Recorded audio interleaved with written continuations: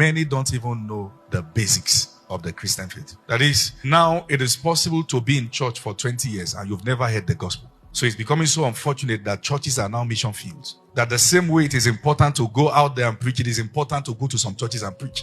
Because they're in church, but they've never heard the gospel. They don't know the person of Christ, his works, what he came for. They cannot explain what Jesus came for. It is not a myth. What I'm telling you is happening in many churches. The average Christian can't tell the difference between Jesus and other gods.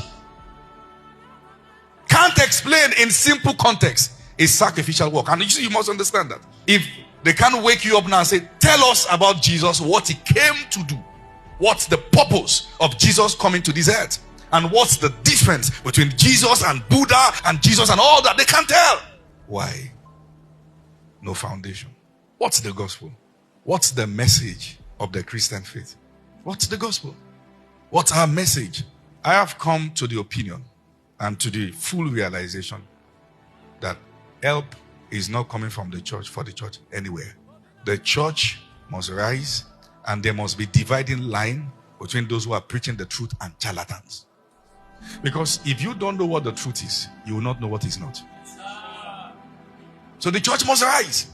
The influx of charlatans and liars and deceivers and those who have no credentials to preach. For instance, how can you be a preacher of the gospel and you don't have record of when you got saved? These are issues. You can't be in church for 10 years, but you don't even know the message of the church. You can't tell why Jesus came. You can't tell. Some people are in church in different places, but they still send money to the village for festivals. They must do it. As the firstborn in their house, it is his duty to carry the masquerade now. He will do that in the village and come back to church and shout Jesus. He's confused. He's confused. People patronize morning prayers and herbalists with food chairs. Food chairs. No, they are not even feeling guilty. Not even because their conscience is bad, but because they don't even know there's a difference. The kind of what they received is that everything is the same thing. Everything is the same. Say, you call God here is God. You call God there is God. In fact, you will hear the supposed gospel musician saying there's no difference. That's not a Christian. That's a singer.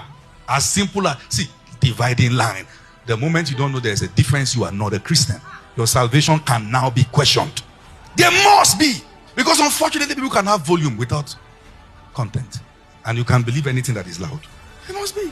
I believe that there are things that the Christian faith of the 21st century, let me use that word, might suffer from. From the moment we have removed the idea of Sunday schools and we now have the idea of helping people manage time and service can be 45 minutes, there will be repercussions. Because an average Christian can come to church and what's the message for the week is what ought to be summary or what ought to be introduction. I've been to places that the pastor stepped on the altar and I thought he was still introducing, but he was already rounding up. The music good, and you'll be amazed to look at the attention given to music. You'll be amazed to look at the attention given to sounds, but no attention given to the word. The reason why you are in church is to be groomed by the word. That's the most important. Thank God for the music, but that's not the message. It's powerful, it's good. Because the goalpost is widening and we don't know how far it will go. If care is not taken, a generation may come that the portrait of real Christianity might be what we will go and see in museums. So it is important now that believers need to know that the faith is under threat and we must rise. It doesn't have to be convenient. And when they are praising and worshiping God, you don't have to like it. It's not for you, it's for God.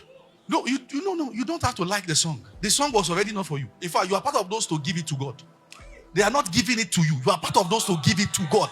So you don't have to like it. No, listen, it's not your song. It's not your sound. It's not yours. You are compelled to join us. It is us giving it to God.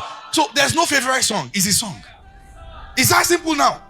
We must, listen, what I'm telling you is an emergency. The church must wake up. The idea of introducing a bit of creativity. And because, let me say this publicly, just so that you can know where I stand. Because I need to be clear about where I stand.